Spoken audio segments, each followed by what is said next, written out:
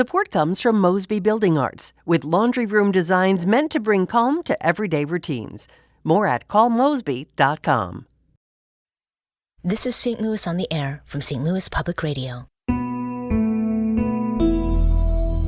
I'm Elaine Cha. A lot happens in 125 years, enough to write at least one book. So that's what 3 members of the South Broadway Athletic Club did. They dove into the archives of the club's past, dating back to the end of the 19th century, and put together a coffee table book full of photos, documents, and descriptions of an historic local institution whose story continues today. Here to talk with us about that book, titled South Broadway Athletic Club, St. Louis's home for boxing, wrestling, and cheap beer since 1899, we have one of its co-authors and club member, Miriam Moynihan. Miriam, hello. Hi, thanks for having us. We also have Kevin Wilkins. Kevin is the sitting president of the South Broadway Athletic Club. Kevin, hello to you as well. Thanks for having us. And welcome to both of you. Now, let's start at the very beginning. What and whom was the South Broadway Athletic Club founded for? Kevin? Well, it was founded by a group of immigrants in 1899, basically as a way to get together and to promote. Interestingly enough, it started as a debate club and then very quickly transitioned to a boxing club, which I think is the natural progression of that. Mm-hmm. But it was really interesting as we dove into the history to find more about the folks who founded this organization, and it was a way for them to start a community, basically. Mm-hmm. And who were those founders, Miriam? It was 5 young men who were, they all lived in South St. Louis in the Soulard area. We think that they were all under 20 years old. Mm-hmm. And the young man who was the president was 18, and he, I know. Well, at that time, 18 meant something very different, right? It did, yeah. It was a different time, different life. Mm-hmm. And what was it that made this club distinct in its early years from other, similar clubs? Well, the city, the south side of St. Louis, it was a neighborhood of immigrants, and it was a time of sports that were starting to come into their own, which was boxing and wrestling. Mm-hmm. And so the various neighborhoods would each have their own hero, and so it was also a time when clubs started to become more popular. The Turner clubs are a very good example of this. The Turner clubs were everywhere, mm-hmm. And so the South Broadway Athletic Club was a similar version of this. And what is the Turner Club? The Turner clubs it was an offshoot of a German idea of physical fitness, mm-hmm. and so it was men, and they would get together and do physical fitness, lift weights, and try to tune their bodies better. And it was kind of the beginning of the physical fitness movement in the United States, really. Yeah. Kevin, you'd mentioned that it was originally supposed to be a debate club. That is a different kind of boxing, kind of going back and forth. How much of this history were you familiar with when you first visited the South Broadway Athletic Club many, many years later? Sure. I knew none of it until I joined, and I've been the president now for 10 years, so I've had the opportunity to meet a lot of folks who, lifetime members who've been there 30, 40 plus years, talk with a lot of different people over the years my grandfather boxed here, or my great uncle was a wrestler here, things like that. So there's been a lot of oral history that I've learned over the years, but in digging into this, we were really able to find out a lot more about the club and get it in writing, which I thought was very important, rather than just rely on an oral history. Mm-hmm. What was your first visit like? What were you there for? Do you remember, maybe how it smelled? It's a great question. I can tell you exactly sure. what it looked like and how it smelled, because it was in probably the 2000s. I had some friends who lived in Soulard, and they said, "Hey, do you want to go down to South Broadway Athletic Club for wrestling?" I said, "Sure, I'll come to a wrestling event." So we went on a Saturday. It was $2 draft beers, which we still have today. You could still smoke in there at the time. So there was literally a cloud of smoke hovering above the top of the wrestling ring. And there was 400 to 500 people packed in there, screaming their heads off and having an absolute blast. Then it must be a very big space. It's a very large space. Yeah, we can hold yeah. 600-700 people pretty easily. And you went to watch wrestling, not Yes, to engage in just it. to watch. Okay. How about for you, Miriam? What was your first introduction to it? Or is there kind of a moment of your experience with the club that really stands out in your mind?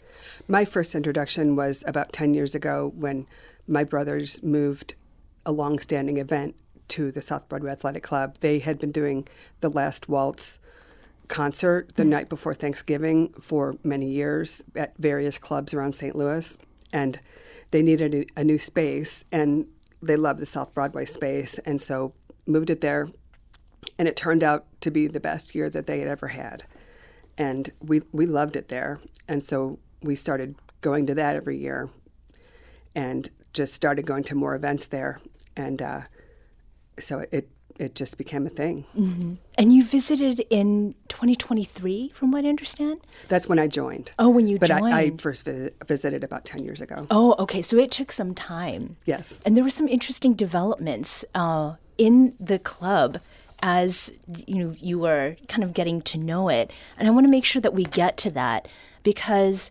women were like in, but not officially in the club until 2016, right, Kevin? Correct. Yes. Yes, there was an active ladies auxiliary, which had done wonders for the club and really helped keep the place open in the lean years.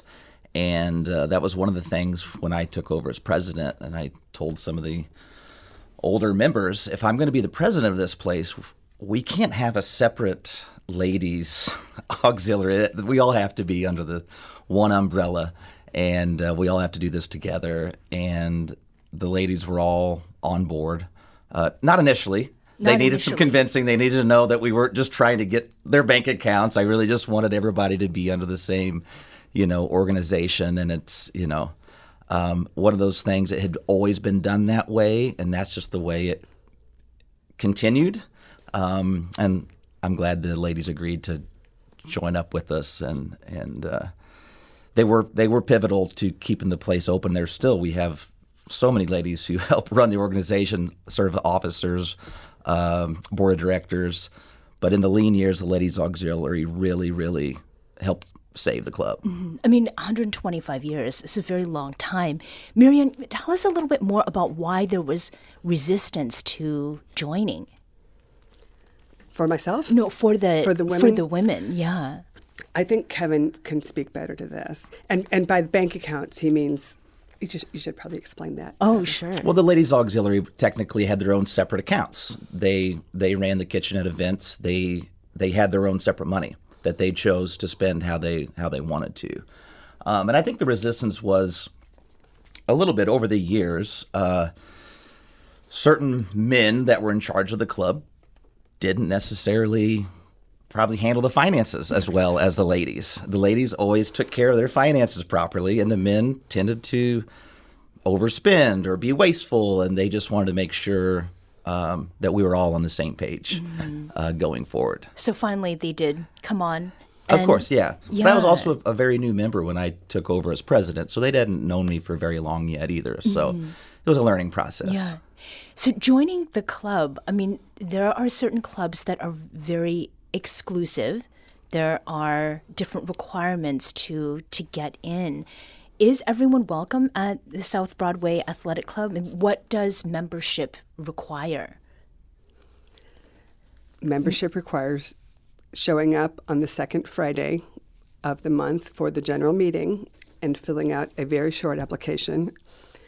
And you have to have 2 sponsors, and then you go through a very informal process in which it's an up or down vote for the whole group of nominees for the month, and then you pay your $25 for the year. Yeah. So can the general public get in? I mean, when you described going to that wrestling match, was it open to anyone? Correct. Okay. And is there is there an age limit? Well, not a limit on the minimum for membership? Not really a minimum. We do have generally 18 and up if you want to actually be join and be an active member of the organization. Like Miriam said, it's a very simple process. I do have her make everybody get up in front of the membership at a meeting and actually speak and tell us who you are and something about yourself, which most people are terrified of public speaking, so that's always fun to watch. Well, I imagine that $2 drafts, that can sometimes help with some of the courage, right? So I want to make sure we get to the book and why you all decided to create one. From what I understand, Kevin, you got some people together to look at the archives. Was there already an archive, or was it just a fancy word for like stuff that was in a bunch of boxes? Well, by archive, it was stuff in a bunch of boxes placed on top of our walk-in cooler that had been there for decades. So yes, we had a lifetime member, Rick Lanius, who ran a printing press, who has since passed away. And Rick was responsible for doing the 100-year anniversary book.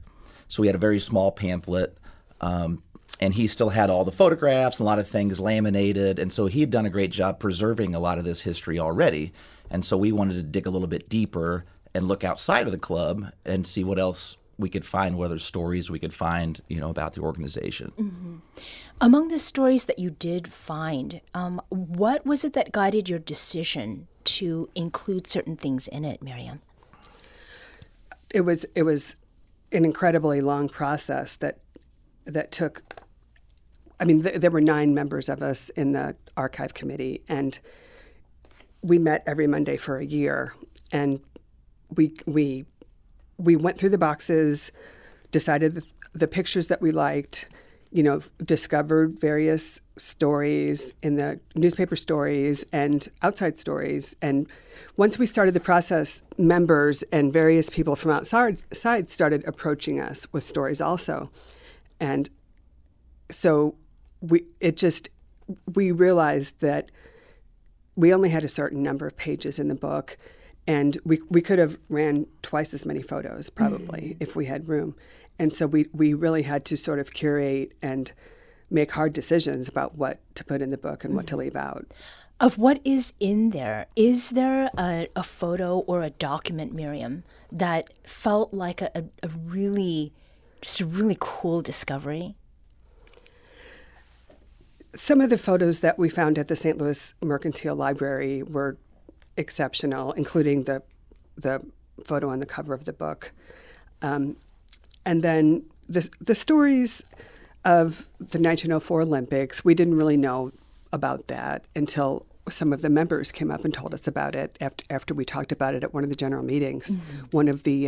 One of the members, his ancestor had been one of the men who won one of those medals representing the South Broadway Athletic Club as an 18-year-old wrestler at the World's Fair Olympics. And so that was a really interesting, fun thing for us to learn. We also learned that the company that built the building that we're in, the building that we've been in for more than 100 years, it was the same company that helped supply the steel for the Eads Bridge. Oh, right. And so there are stories that tie our club to the city of St. Louis that makes us part of the fabric of the city, that just made it so interesting to discover. There were, one of the female boxers was the first Golden Gloves female prize winner in St. Louis, representing the South Broadway Athletic Club. Her name was Tammy Dyer, and there were numerous stories that just rose to the top that we knew we had to tell these stories and put these pictures in. And if we didn't have the picture, we wanted to find the picture. And so we worked hard at that. Given where the club is now, and I understand that it very much serves now as a community event space, why have you decided to go in that direction, Kevin, in this next phase of the club's history?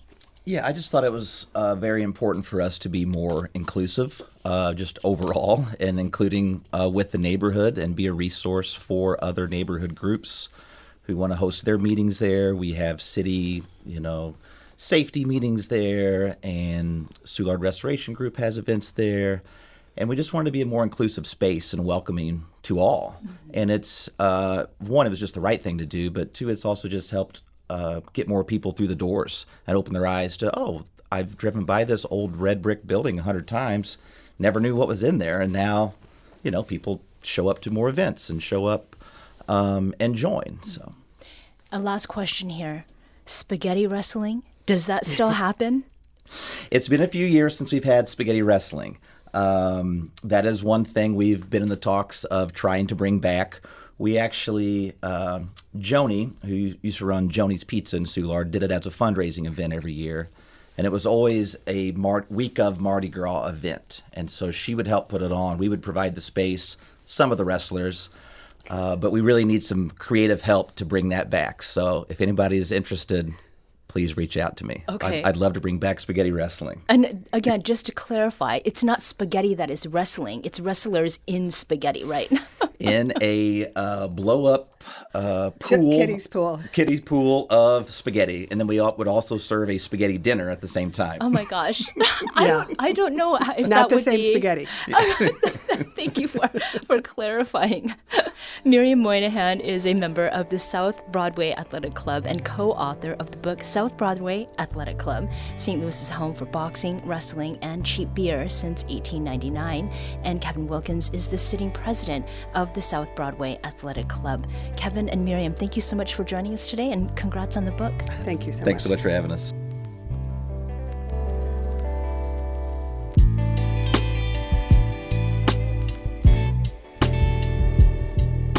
This episode was produced by Darius Farner. Audio engineering and podcast design by Aaron Dorr.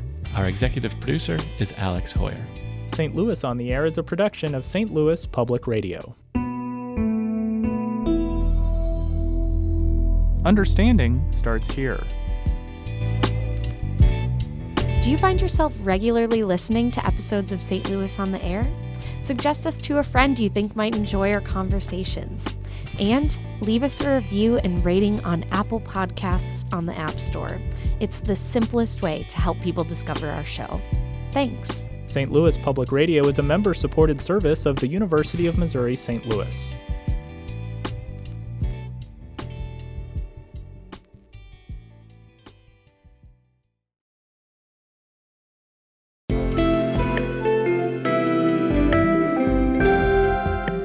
The Gateway brings you the day's news each weekday from around the St. Louis region and the state capitals in Jefferson City. Our schools are accredited.